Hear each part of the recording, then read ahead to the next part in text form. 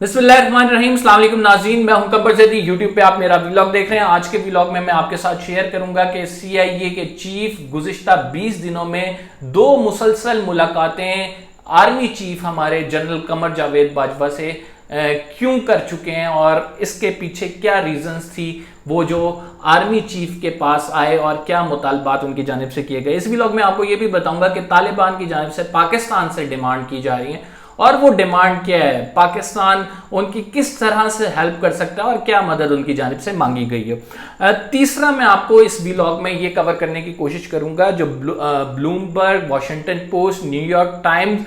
और इसके साथ जो पाकिस्तानी न्यूज़पेपर्स हैं वो इस अफगान इशू को किस तरह से फ्रेम कर रहे हैं। पाकिस्तान क्या इसमें की प्लेयर बनने जा रहा है, ये अमेरिका के अखबार भी लिख रहे हैं। आपको बताऊंगा जो रिसर्च हुई है वो जो शाया हुई है उस हवाले से अखबारात क्या कहते हैं, ख़ुसूसन वॉशिंगटन पोस्ट में वो आर्टिकल एज अ एडिटोरियल छपा है, आपको इस व्लॉग में बताऊंगा। सबसे पहले व्लॉग का आगाज़ करते हैं कि विलियम बर्न्स जो CIA के चीफ हैं क्यों army chief general Qamar Javed Bajwa से लगातार 2 मुलाकातें कर चुके हैं 20 दिनों में। ये मुलाकातों का प्रीटेक्स्ट तो सबको मालूम है कि ये मुलाकातें जो हैं अफगानिस्तान में जो सूरत हाल बनी है उसके तनाजुर में हुई हैं। लेकिन इससे अगर थोड़ा सा बैकग्राउंड में नाज़रीन जाएं तो पाकिस्तान में शोर बरपा था कि जो बाइडन जो अमेरिका के प्रेसिडेंट हैं उनका फ़ोन नहीं आ रहा है जी, और साथ ये भी कहा था कि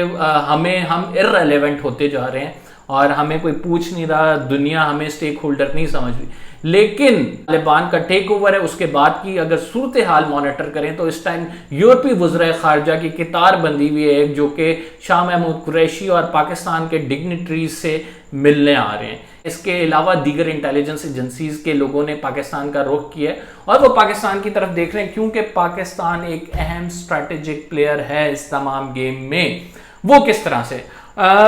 US का इन्फ्लुएंस जो है वो ये समझते हैं कि इंटरिम गवर्नमेंट जब से आई है और इंटरिम गवर्नमेंट के आने के बाद जो अनाउंसमेंट हुई है जिसमें हसन अखुंज़ादा उनके प्राइम मिनिस्टर होंगे, सिराजुद्दीन हक्कानी उनके इंटीरियर मिनिस्टर होंगे और ये 2 शख्स जो अहम ओहदों पे होंगे ये वो हैं जिनके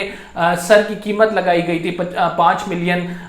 सिराजुद्दीन हक्कानी के थी। Hasan Akhundzada most wanted terrorist में थे, इनको ब्लैकलिस्ट US ने किया हुआ है। तो US ये समझा कि जो इंटरिम सेटअप आया है ये तो बिल्कुल ही एक अलग पिक्चर पेश कर रहा है और वो अलग पिक्चर इस तरह से पेश कर रहा है कि US समझ रहा था क्योंकि हमने इनकी ग्रांट्स रोकी हुई हैं, क्योंकि हमने इनके फॉरेन अफेयर्स रिजर्व्स पे जो है वो काबू किया हुआ है। वो भी मैं आपको स्टोरी बताऊंगा कि रिजर्व्स के हवाले से US ने किस तरह से अफगानिस्तान के फॉरेन एक्सचेंज रिजर्व्स को काबू में लिया हुआ है। वो कैरेट एंड स्टिक की पॉलिसी इन्होंने रखी हुई है। तो जो सेटअप बनाएंगे वो इंक्लूसिव गवर्नमेंट होगी, उसमें तमाम ताजिक भी होंगे, उसमें हजाराज को भी दिया जाएगा, उसमें खवातीन की नुमाइंदगी भी होगी। लेकिन इसके बरक्स हुआ और जब ये हुकूमत कायम हुई तो उन्होंने कहा ये तो हमारा खित्ते से असर रसूख बिल्कुल ही खत्म हो गया और अफगानिस्तान में जो गवर्नमेंट बनी है ये तो बिल्कुल ही अगेंस्ट जो है वो अमेरिका और हमारी इन्फ्लुएंस जो है वो जो रही सही इन्फ्लुएंस है वो भी खत्म हो जाएगी। तो इस चीज का कंसर्न US को है और वो इस चीज को लेके अब जो है अपने स्ट्रेटेजिक पार्टनर जो एलाइज हैं उनके ताउन के साथ अपना असर रसूख आहिस्ता आहिस्ता बढ़ाना चाहता है। मैंने आपको फॉरेन एक्सचेंज रिजर्व्स की बात की थी। जब US अफगानिस्तान से जा रहा था तो $9 बिलियन का जो रिजर्व्स है वो अफगानिस्तान के थे, ज़र मुबादला के ज़खायर जिन्हें कहा जाता है और जिनसे मुल्क की इकॉनमी चलती है। और वो इकॉनमी जो है उसको जब ज़खायर नहीं होंगे, आपके पास डॉलर नहीं होंगे, ज़ाहिर बात है महंगाई होगी, आपका इन्फ्लेशन ऊपर जाएगी, आपके पास खाने पीने की चीज़ें नहीं होंगी, इंटरनेशनल ट्रेड आप डॉलर्स में करते हैं तो वो नहीं कर सकेंगे। तो US ने उनको सीज कर दिया था। दूसरा, अफगानिस्तान ने प्लान लिया हुआ था, वो था वर्ल्ड बैंक का जो कर्जे का प्लान होता है, इसके साथ जो IMF से मिलता है लोन, वो उसकी एक साथ जारी थी। तो वो भी US ने जाते जाते रुकवा दी क्योंकि अब वहां पे मामलात ऐसे बन गए थे कि तालिबान आ गए थे। अब US के पास ऑप्शन है कि वो समझ रहे थे कि वो उन्हें पैसों पर ब्लैकमेल करेंगे और कहेंगे कि चूंकि वर्ल्ड बैंक भी इनके अंडर है, UN भी इनके अंडर है, इसके साथ साथ IMF इनके अंडर है, तो वो कहेंगे कि हम तुम्हें फंड्स प्रोवाइड नहीं करते जब तक तुम इसमें खवातीन को शामिल नहीं करते, या जो उनके मुतालबात हैं खित्ते में और अफगानिस्तान में उनका इन्फ्लुएंस किसी ना किसी तरह कायम रहेगा। लेकिन इस स्टोरी ने वर्कआउट नहीं किया और जो इंटरिम गवर्नमेंट बनी वो टोटली अगेंस्ट बनी। अब तालिबान ये देख रहे हैं कि तालिबान के पास क्योंकि पैसा तो है नहीं, अब वो आ चुके हुए हैं और वो ये सोच रहे हैं कि अब क्या किया जाए। तो तालिबान ने पाकिस्तान की हुकूमत को अप्रोच किया और आपको पता है जनरल फैज भी गए थे इससे पहले जो बातचीत हुई है, और तालिबान ने कहा कि हम ये चाहते हैं कि आप हमारे साथ जो है वो ट्रेड करें, लेकिन हम आपको डॉलर्स नहीं देंगे, हम आपको डॉलर्स के बजाय अफगान करेंसी या पाकिस्तान करेंसी में आपको उतनी ही पेमेंट कर देंगे, हम आपके साथ डॉलर्स में इस वजह से ट्रेड नहीं कर सकते क्योंकि अमेरिका ने हमारे फॉरेन एक्सचेंज रिजर्व जो हैं वो दबाए हुए हैं। तो लिहाजा आप ये करें, जिस पर पाकिस्तान ने कहा कि हम डिस्कस करते हैं और उस पर बात होगी। आज भी शाह महमूद कुरैशी के आज स्टेटमेंट देखें तो उसमें शाह महमूद कुरैशी साहब ने जब कतर के अमीर से मुलाकात कर रहे हैं और कतर का एक डेलीगेशन आया हुआ है, तो उसमें वो ये स्टेटमेंट देते हुए नजर आ रहे हैं और ये वो कहते हुए नजर आ रहे हैं कि अमेरिका को चाहिए कि अफगानिस्तान के फॉरेन एक्सचेंज रिजर्व्स को एटलीस्ट उन तक एक्सेस दे दे और ये जो पैसा है उन तक जाने दे, और साथ ये भी कहा कि तालिबान न्यू रियलिटी है और पूरी दुनिया को इसको तस्लीम करना चाहिए। हमारा नेबर है, हमारे लिए बहुत मुश्किल होगा कि इसको तस्लीम ना करें। तो स्टोरी ये बनती जा रही है कि अब जो है कैरेट और स्टिक की पॉलिसी है। यूएस कहता है कि हम आपके फंड्स तब देंगे जब आप हमारी बातों पे इंप्लीमेंट करोगे। तालिबान वे आउट ढूंढ रहे हैं, आइदर वो चाइना की तरफ जाएं, चाइना उन्हें सपोर्ट करे, रशिया सपोर्ट करे या पाकिस्तान सपोर्ट करे, क्योंकि आपको पता है कि इकोनॉमी उनके on the verge of collapse है। अगर वहां पे ना संभाला गया हुकूमत ने महंगाई कंट्रोल या फिर जो फौरी तौर पर जरूरत की अशियां ट्रेड बंद हुआ है वो ना खोला, तो सिविल वॉर का एक बहुत बड़ा खदशा मौजूद है। इस वजह से अफगान ये चाह रहे हैं कि वो किसी तरह अपने चैनल्स यूज करके जो है वो एक तो फॉरेन एक्सचेंज रिजर्व्स वाला मामला क्लियर कराएं, दूसरा क्योंकि वो उन्हीं का पैसा है, दूसरा ये है कि पूरी दुनिया उनको तस्लीम भी करे। इस तमाम तनाजुर में पाकिस्तान अब एक बहुत बड़ा अहम प्लेयर के तौर पर इमर्ज हुआ। पाकिस्तान के पास ये तमाम लोग इसलिए आ रहे हैं क्योंकि पाकिस्तान का कुछ ना कुछ इन्फ्लुएंस जरूर मौजूद है तालिबान पे। ये कैटेगोरिकली हमें जब आर्मी की ब्रीफिंग हुई थी तब भी बताया गया था कि सारा इन्फ्लुएंस नहीं है, अब इतनी तालिबान बात नहीं सुनते, लेकिन कुछ ना कुछ टर्म्स एंड कंडीशन, कुछ ना कुछ मोह मुलाहिजा जरूर मौजूद है जिसकी वजह से तालिबान कुछ ना कुछ पाकिस्तान की बात सुनते हैं।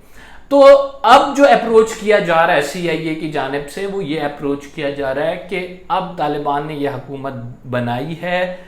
तालिबान अगर फॉरेन एक्सचेंज रिजर्व चाह रहे हैं, अपना पैसा चाह रहे हैं कि इंटरनेशनल एजेंसीज उधर आए, चाह रहे हैं कि